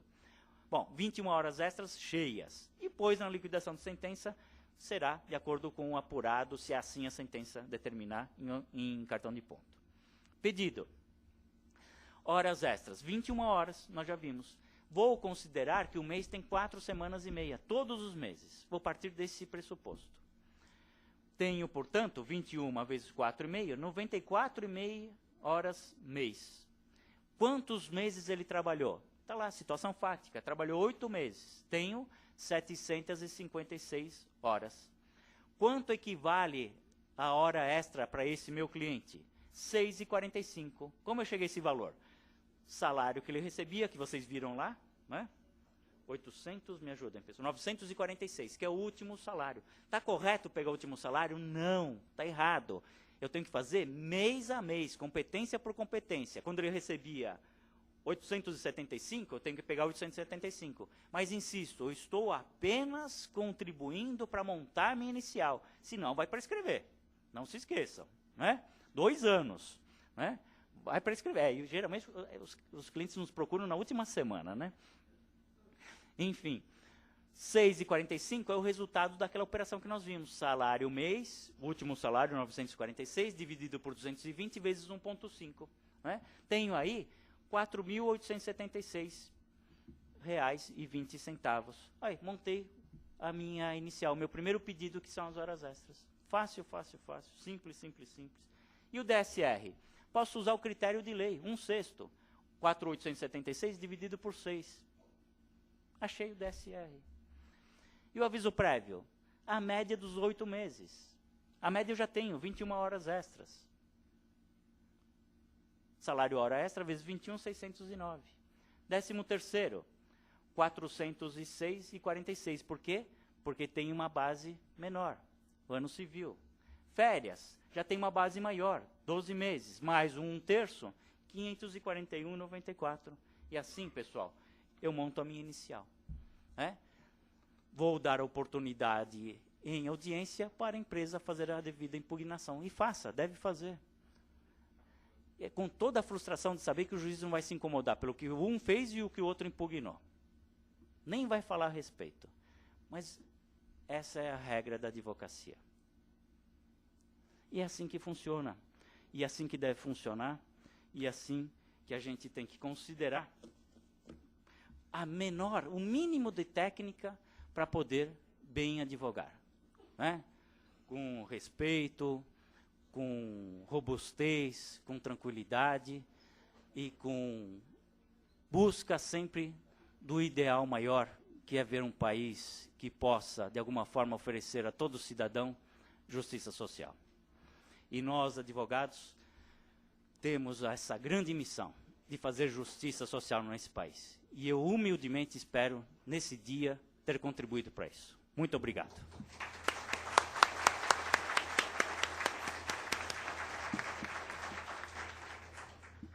Parabéns, professor. Foi excelente a palestra, doutor Adilson. Acrescentou aos nossos conhecimentos. Antes de nós abrirmos para as perguntas, a doutora Sônia Faria Batista, que está nos honrando a composição da mesa, lerá uma homenagem para o senhor e lhe entregará um mimo, certo? Doutora Sônia, por gentileza, a senhora lê a homenagem. A Ordem dos Advogados do Brasil, Seção de São Paulo, representada pelo seu presidente, Luiz Flávio Borges Durso, entrega, nesse momento, ao doutor Adilson, palestrante, a brilhante palestra sobre cálculos trabalhistas, nessa data. Parabéns.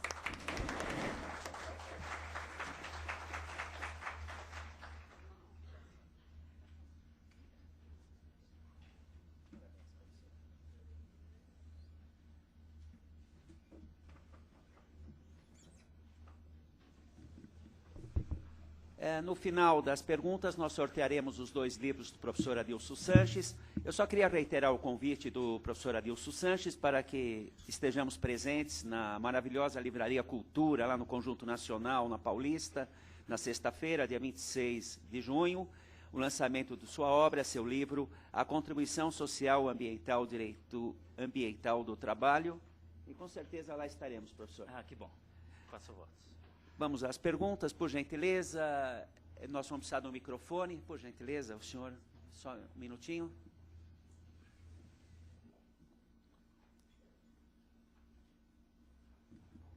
Pois não, doutor.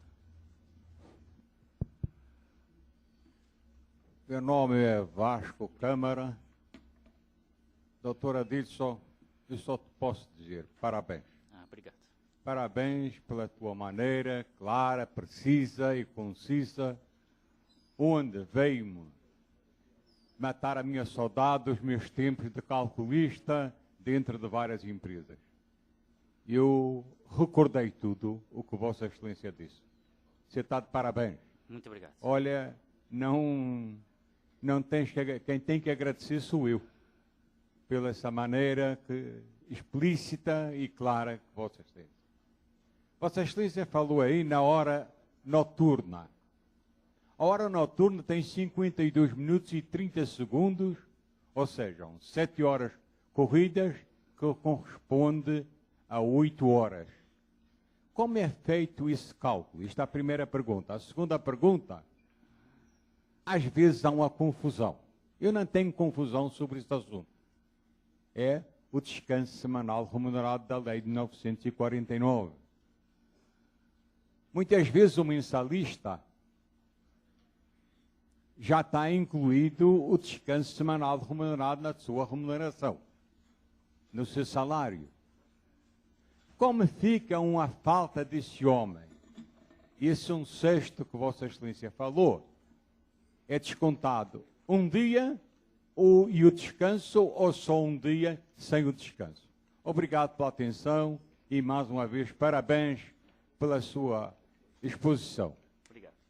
Bom, vamos lá. Quanto ao adicional noturno, a questão matemática que se impõe é o seguinte: se 8 horas, na verdade, de forma da apuração civil, correspondem a 7 horas trabalhistas, é só dividir uma pela outra. Se eu dividir uma pela outra, o resultado dessa divisão, que é 14 alguma coisa, já pode ser o índice utilizado para cálculo da redução da jornada de trabalho, que facilita sobremaneira o cálculo do adicional noturno, Vamos ver. 8 horas é a quantidade de horas entre 22 horas e 5 horas do dia seguinte, que é o considerado horário noturno. São 8 horas civis. Serão 7 horas trabalhistas por força... Não, ao contrário. São 8 horas trabalhistas por força da redução da jornada, 52 minutos e 30 segundos. Serão 7 horas civis. 8 trabalhistas dividido por 7, eu encontro 1,1428. 1,1428 é o resultado dessa divisão, do que representa a jornada trabalhista e o que representa a jornada civil. 1,1428. De forma que, se eu pegar a quantidade de horas prestadas em horário noturno e multiplicar por 1,1428, eu terei como resultado exatamente o equivalente à jornada noturna, né? Que é matemática pura, né? Equivalente à jornada noturna. Se eu acrescentar a esses 14,28 mais o adicional noturno, 20% de lei, eu vou encontrar 37,14. Aí facilita o cálculo. Se o indivíduo trabalhou entre 22 horas e 5 minutos 10 vezes por mês, é só pegar o salário hora dele e multiplicar por 1,3714, ou, na verdade, por 37,14. Vou encontrar a hora reduzida com o adicional. Só isso. É simples. Mais ou menos o critério do fundo de garantia que eu mostrei para vocês. 8% a alíquota do principal, 40% da multa. 40 sobre 8, 3,2. Mais 8, 11,2. Se eu aplicar 11,2, eu já acho o valor mensal com a multa. Aqui é a mesma coisa. Se eu utilizar 37,14, eu já acho a redução da hora com o adicional, facilitando sobremaneira o meu cálculo, que é o critério que os peritos usam. Né? É o critério que os peritos usam. Quanto ao descanso semanal remunerado, alguns preferem chamar de repouso semanal. Eu gosto da antiga expressão da SR. Já está compreendido no mês de trabalho. Se o descanso semanal representa o domingo e os dias feriados, esses dias estão compreendidos no mês de trabalho. Assim, toda a verba que tem por base o mês já tem compreendido o descanso semanal remunerado, não precisa acrescentar mais o descanso, como é o caso do adicional, do adicional de periculosidade, do adicional de insalubridade, né? São verbas de composição mensal, já tem compreendido no seu valor o descanso semanal remunerado. Quanto ao desconto do descanso semanal remunerado, a técnica é encontrar um dia, o valor equivalente a um dia de trabalho no mês. Posso usar o comando do artigo 64. Não preciso necessariamente usar 1/6, porque, na verdade, estou apurando faltas mensais, não exatamente naquela semana, o que equivale a um dia de ausência ou um dia de trabalho, multiplicado pelas faltas encontradas naquele mês. Acho que eu respondi sua pergunta. Espanha. Mais alguma pergunta? Deu. A colega lá no fundo, por gentileza. Microfone, está chegando. Boa noite, doutor. Boa noite. Eu gostaria de perguntar para o senhor como que a gente utiliza a tabela de correção. Como pega o valor, multiplica, divide... A tabela de correção monetária de débitos Exato. trabalhistas? Isso. Não tem segredo, né? A tabela já é autoexplicativa, não é isso? Eu vou pegar a verba em relação à tabela, enquadrar na tabela, do mês do ato infringente, para aplicar o índice de correção monetária. Deixei de receber horas extras em março de 2000, vou jogar na tabela, março de 2000, o valor daquela hora extra original, e corrigir de acordo com o índice encontrado na tabela. Não tem nenhum segredo. Apuro, portanto, a sua atualização monetária sobre o valor corrigido monetariamente, e a tabela já traz o índice. Né? Eu não preciso... Esse índice é multiplicado, dividido? Simplesmente multiplicado, é uma multiplicação. Eu faço a multiplicação e não preciso somar com o valor original, porque sendo um índice, ele já está compreendido, o valor original já está compreendido. O resultado dessa operação significa o valor original mais a correção monetária.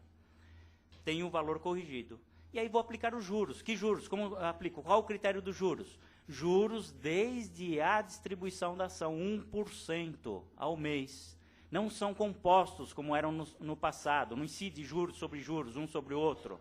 É apenas a soma para cada mês de atraso 1%, sendo proporcional, ou se preferirem pro rata, no início e no final do cálculo. Né? Se eu tenho 15 dias iniciais na distribuição da ação, não vou usar 1%, vou usar 0,5%, metade. São 15 dias, metade de um mês.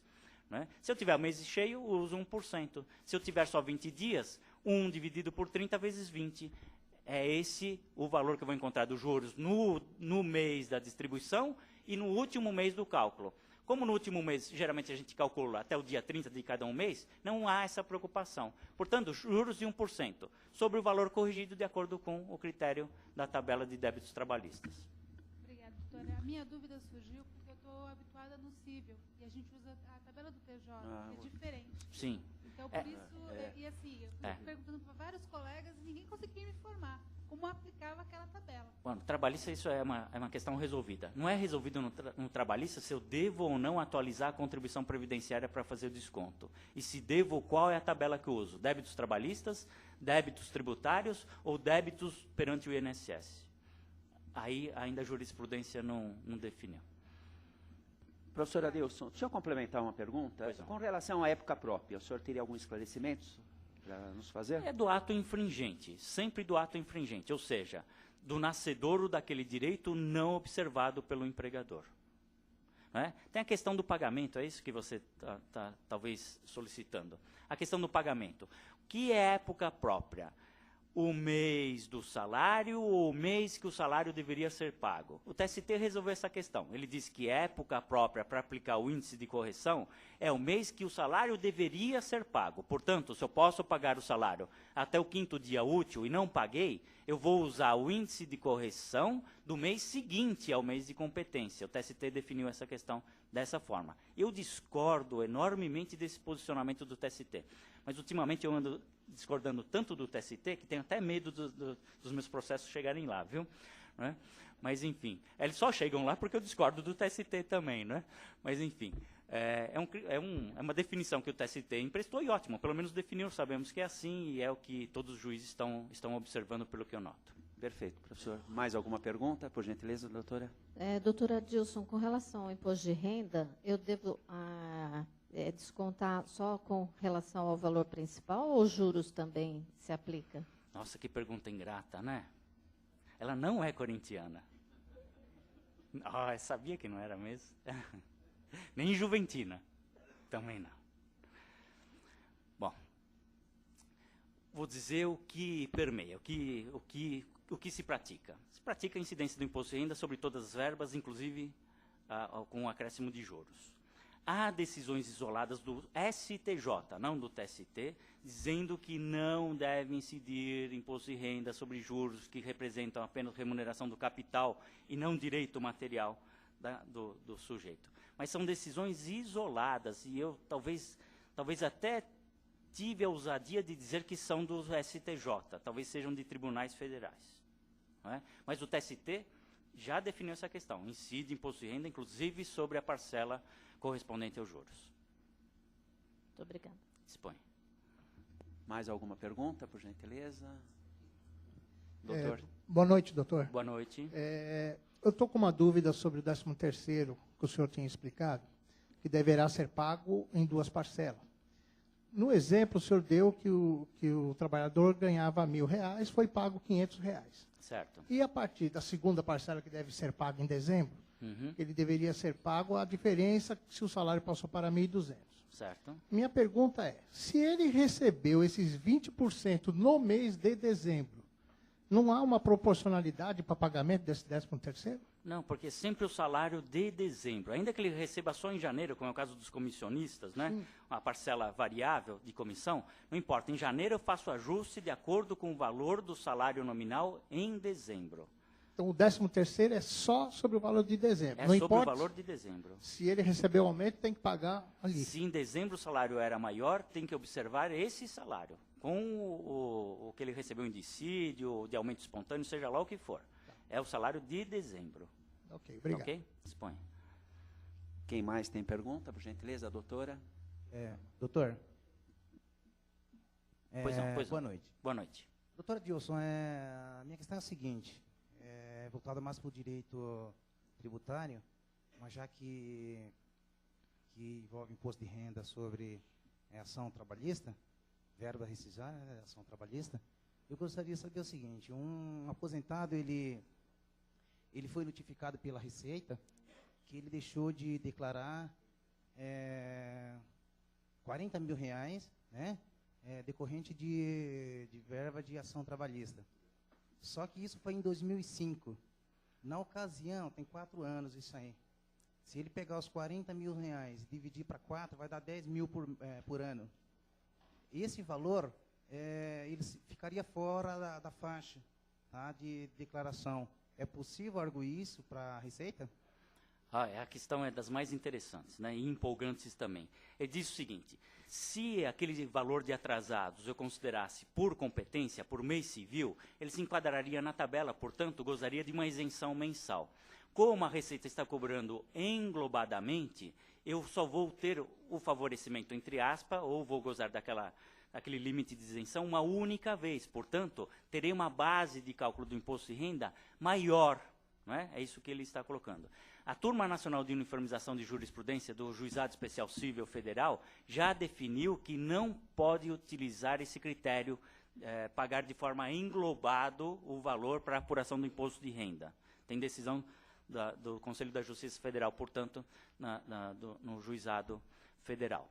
Não é? Há decisões isoladas também, considerando que não deve incidir imposto de renda sobre paga em atraso de aposentadorias, pelo seu valor alimentar. Também é uma possibilidade de buscar esse caminho. No final, que você está colocando o critério, considerar tudo uma única coisa, me parece que seja um critério correto, viu? Por quê? Porque o fato gerador do imposto de renda é a disponibilidade econômica ou jurídica. E ele tem disponibilidade econômica e jurídica ao mesmo tempo, no caso relatado, naquele valor, R$40 mil. Não há que se argumentar que eu deva repartir ao longo do tempo esse valor. Mas, eu admito, a jurisprudência tem sido gentil no critério que você manifestou da possibilidade e, portanto, se assim interessa ao cliente, é o que nós devemos buscar, ter uma consolidação desse entendimento. Não há decisão do Supremo a esse respeito, pelo que eu conheça, né? Possivelmente não vamos encontrar, e, de qualquer forma, o assunto está aí para ser resolvido pela jurisprudência. Doutor, boa noite. Boa noite. Primeiramente, eu parabenizo pela brilhante palestra. Obrigado. E gostaria de saber o seguinte, há alguma particularidade na indenização para o caso do empregado que falece durante o período de afastamento por doença, por exemplo? Estaria envolvido seguro? Gostaria de saber exatamente qual é a situação concreta, o que é exatamente o objeto da sua pergunta. Me ocorre a dizer para vocês, já que são duas perguntas pertinentes em matéria previdenciária, que nós temos o curso lá de advocacia previdenciária, nossa querida ESA, né? Todas as terças, começa agora dia 28 de julho, terça-feira das 9 ao meio-dia. Quem quiser se aprofundar no tema direito previdenciário, façam esse curso lá, vocês vão gostar. Tem um livro, inclusive, Advocacia Previdenciária, que nós estamos aqui com o pessoal da Atlas para venda.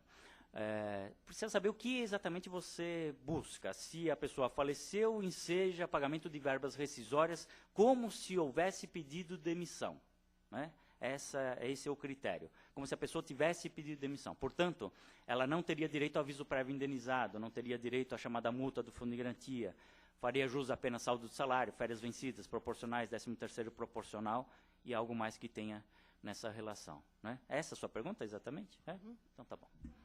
Vamos aproveitar e sortear o primeiro Vamos livro, lá. Advocacia Previdenciária, do professor Adilson Sanches e do professor Vitor Hugo Javier.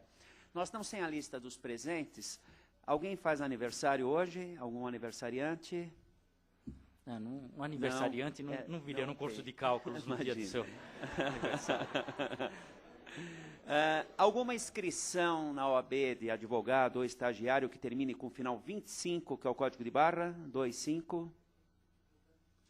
Número 25. Tá difícil, nenhum 25.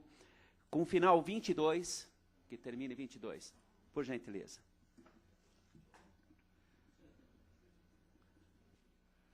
A advogado gosta de prova, né, doutor? Não, doutor. Na nossa casa, não, doutor. Aqui. Doutor, o nome do colega? Doutor Otaviano, imagina, doutor Otaviano. Parabéns, doutor Otaviano. O livro Advocacia Previdenciária. Doutor, parabéns. Obrigado. Depois eu faço autógrafo. Isso. Novas perguntas, por gentileza. Tem um colega.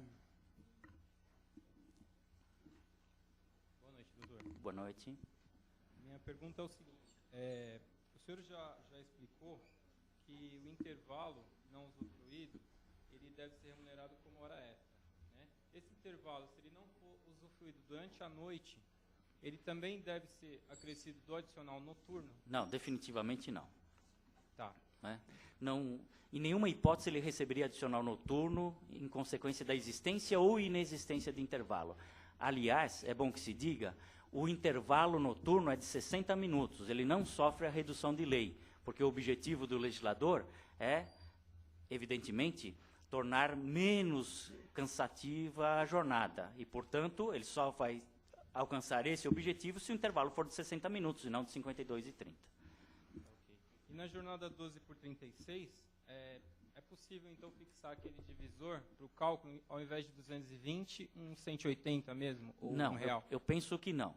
Jornada 12 por 36 não existe, é uma construção prática, uma construção das empresas. A jurisprudência acabou acatando por força do que ocorre nos hospitais, principalmente, né? Mas se você pesquisar a jurisprudência mais recente, vai encontrar muitas decisões dizendo que há hora extra nessa jornada aí.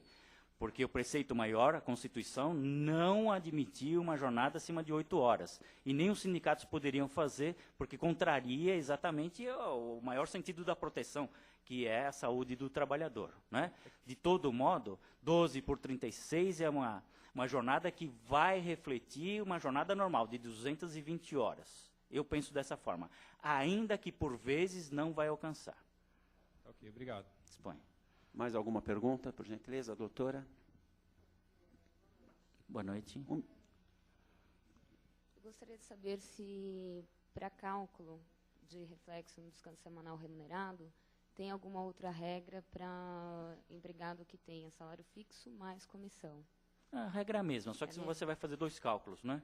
Um em relação às comissões, total das comissões, e outro em relação à própria hora extra, o total das horas extras, e a somatória vai refletir, vai representar o valor do descanso semanal remunerado.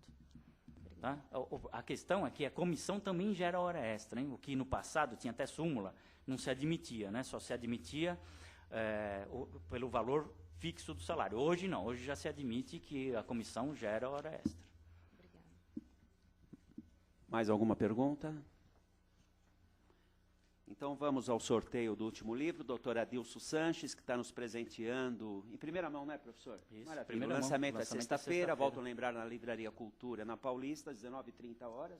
Isso, 18h30. 18h30. O livro é A Contribuição Social, Ambiental, Direito Ambiental do Trabalho, de autoria do professor Adilson Sanches. Vamos usar o mesmo critério do código de barras. Vamos ver o final 39 de inscrição na OAB. 39 ou 97. 97, doutora, por gentileza.